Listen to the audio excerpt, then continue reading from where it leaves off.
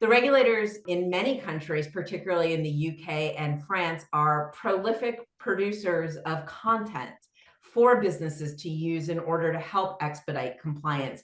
What do you guys think to be able to leverage the templates that the ICO or that CNIL produces? Is that in and of itself enough, or should it be a starting point that's further customized? How can people avail themselves of resources that are out there for them? Starting It's always point. a starting point. Okay. Yeah, always use it as a starting point, because the factors that are unique to your company and your situation are the elements that you need to bring in. So it's always going to be a starting point. Can you use it as your basic framework? Absolutely.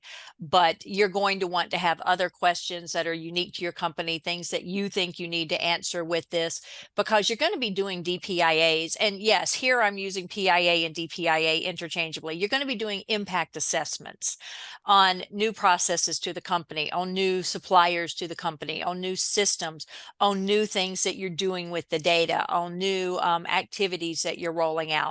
And part of this is because you want to know, as the privacy office, to identify risk. And part of it is because unless you assess what they're doing, a threshold assessment, unless you assess what's happening, what your project office is rolling out, what vendor is coming in, what system do they have, unless you do at least a threshold assessment, you're not going to even know if that new thing, item, service, process, activity, project, whatever, has the risk or not.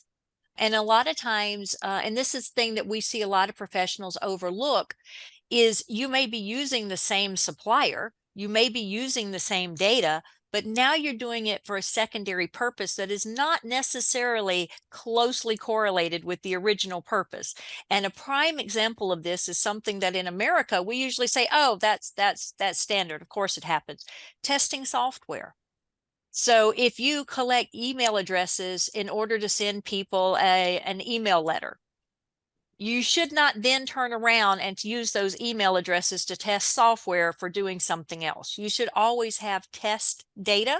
You should never, one, use production data in a QA or a test environment. But two, you shouldn't turn around and use it for testing software when they turned it in for sending a newsletter. Those are not closely correlated activities, even though we may think they are.